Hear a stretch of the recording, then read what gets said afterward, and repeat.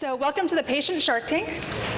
Patient Shark Tank was created a few years ago to amplify the voice of the patient in the design, the development, the enhancement of any innovation designed to serve them, whether it's technology, patient education, hospital process policy, clinical trial design. It's really reflective of ensuring that the voice of the patient is reflected in everything that we do in this space. So, Patient Shark Tank has evaluated over 200 innovations to date. A virtual build is underway where we're creating a platform so that patients can provide perspective and assess these innovations in the privacy of their own homes. Essentially, patients provide perspective as innovations are pitched to them. We've co-designed a scorecard that they use to assess that innovation. And there's also a patient shark-tested seal that the innovator receives with their 3-part score. So today, we're excited to have the Patient Shark Tank at Harvard Medical School. Patient Shark Tank will be evaluating 5 teams coming out of the Insight Health program. And the Insight Health program is an accelerator, a year-long accelerator, that's focused on transforming primary care through new ventures. And Insight Health has truly integrated the voice of the patient from start to finish. And it's an honor to have the Patient Shark Tank be able to evaluate the 5 teams that we'll be pitching today. So the way this will work is that each team will have 4.5 minutes to pitch to you, to the patient and caregiver panelists. We'll open it up to the panelists for questions. They'll have 4 minutes. We'll then open it up to the audience for questions. And you also have 4 minutes. I'd like to begin by introducing our patient and caregiver panelists, our sharks. And I asked them to each send me their 6-word stories. So these are self-described patient stories from each. We have, if you could just raise your hand when I introduce you, that would be great. We have Howard Cloth, who describes himself as an old dog with new tricks.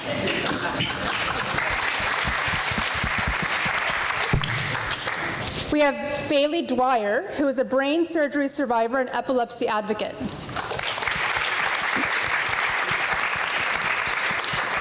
We have Joanna Dwyer, who's a devoted mother and self-taught epileptologist. The funny part is I did practice that, and obviously that did not work.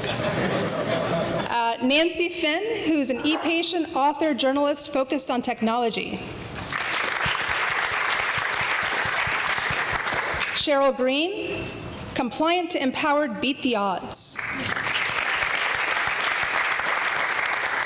We have Elaine Quishin, who's an MGH patient partner and Parkinson advocate. And then we have Wendy Quest, continually dealing with often perplexing conditions.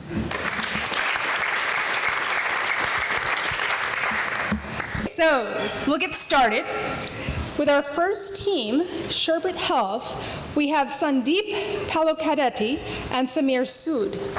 Good afternoon, everyone. Thank you for joining us. My name is Samir Sood. I'm a 4th-year medical student. And my name is Sandeep Palokadeti. I'm a physician at the Mayo Clinic. 4 minutes. 4 minutes is approximately the amount of time that I, as a physician, have to really hear your story. I have a few more moments to ask some questions, talk about a treatment plan, but really only about 4 minutes to really hear what you're trying to say. We all know that it's impossible in that amount of time to truly communicate the subtle details of your life that may have real consequences on your health. So let's take Julie, for example. She's a 35-year-old mother of 2 from Brookline. When she's not driving her kids to school, she's working at the local bakery. She's always on the go, doesn't get to keep track of what she eats, doesn't get to exercise much, and never has to think about her health. But who does these days? This is the Julie her doctor never gets to meet.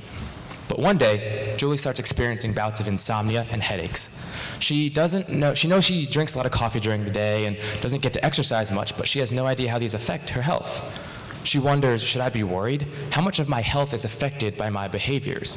So what do we think? 10%? 30%?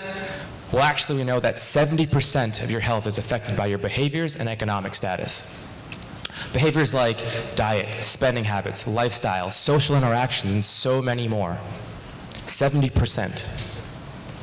The problem is, physicians aren't trained to think about this, and most people and patients are not empowered with the tools to really understand what is this 70%, what's really driving my health. We feel that bringing together all of your socio-behavioral data, all of your economic data, all of the wearables and tools in your pocket will start to change this paradigm. So the question becomes, how can Julie and her doctor learn more about who she is as a person, how her behaviors affect her health, and how Julie and her doctor can have more meaningful conversations about her health? Well, Julie decides to download the privacy-protected SHERBIT Health app. This app integrates her electronic medical record data, her blood pressure trends, her vitals, her labs, her imaging and x-rays, and integrates it with her smartphone data, her Facebook, her Fitbit and wearables, her geolocation data, all into one place so she can finally see how her behaviors affect her health. As it turns out, every time Julie checks in to Starbucks past 3 p.m., she tosses and turns all night long. When she takes a 20-minute midday stroll instead, she doesn't need the coffee, she is more energized and has a restful night of sleep. She also understands, after downloading the information from her doctor's chart into SHERBIT Health, that her blood pressure has become better controlled as her activity has improved, and she is no longer feeling any of the headaches. Empowered with these insights, now Julie and her doctor are able to decrease her medication and are able to come up with a sleep and diet regimen to improve her health. Our goal is to bring together all of this information in your pocket. We want you to have more meaningful discussions with your physician, and we want you to start to understand what's truly driving your health. Let us be clear, though, this is not about revealing the intimate details of your life to your doctor, to marketers, to advertisers. This is about you. We believe that all of this information that we have in our medical records belongs to you. That's part of who you are. All of the social data that you create, everyone else is using that, not you. When we bring those things together and put it into one powerful tool in your pocket, we believe we can truly start to make a difference in your lives. So let's recap here. After 4 minutes of Sandeep and I trying to explain this new healthcare technology, do you know enough about it in order to make a decision? Well, this is the challenge and the task that patients and doctors have to do every day with their patients, make decisions about patients' lives with only about 4 minutes of time worth of information. We believe that SHERBIT Health can enhance these conversations and, most importantly, allow you, the patient, to finally be in control of your own health. Hopefully by now you've realized that Julie is actually the solution to her own well-being. Welcome to SHERBIT Health. We want to make you the expert on you. Thank you very much.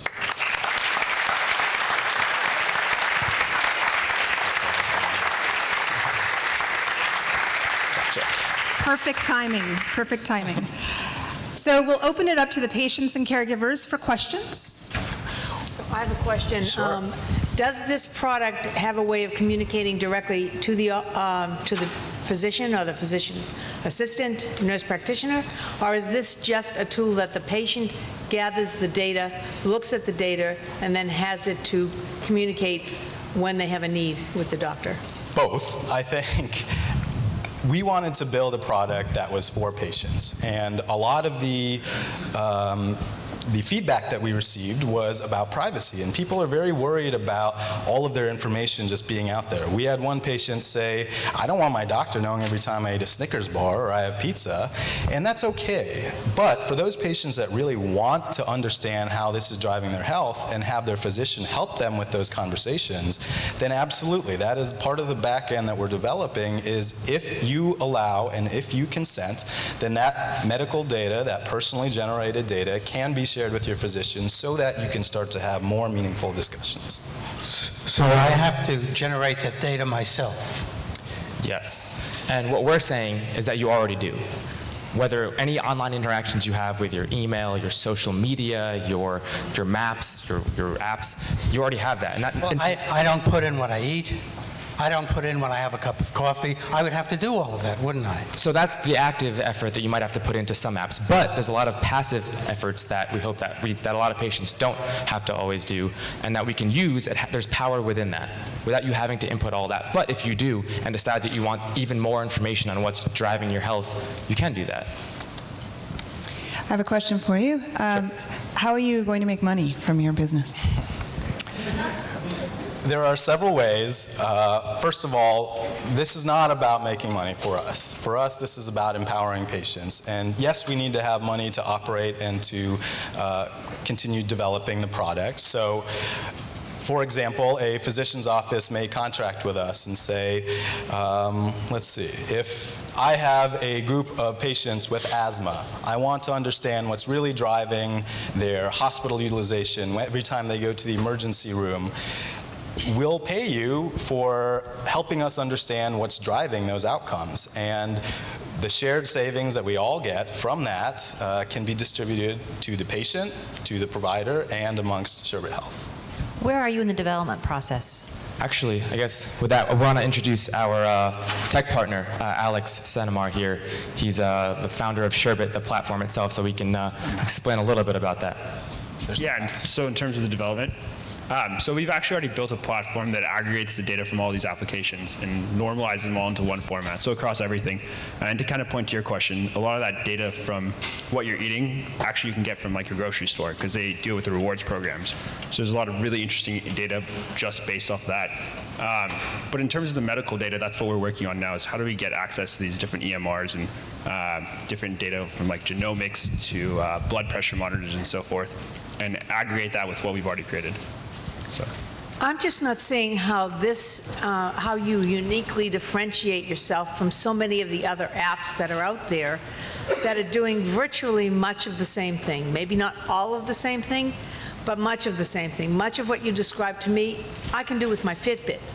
So, I completely agree, and I'm wearing one right now, and I check it often, and what I can't do is Fitbit collects my steps and my sleep patterns right now. Together, I can't, within the Fitbit application, I can't even see how those two things interact together.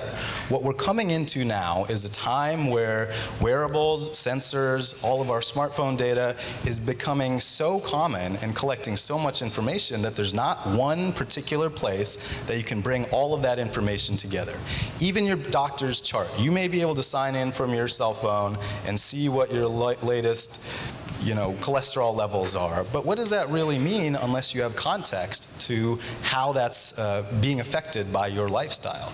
What SHERBIT Health is trying to do, and what we don't think is out there on the market, is have all of that information in one place where you can create a storyboard, a narrative, some context to your life, putting all of these things together in one place.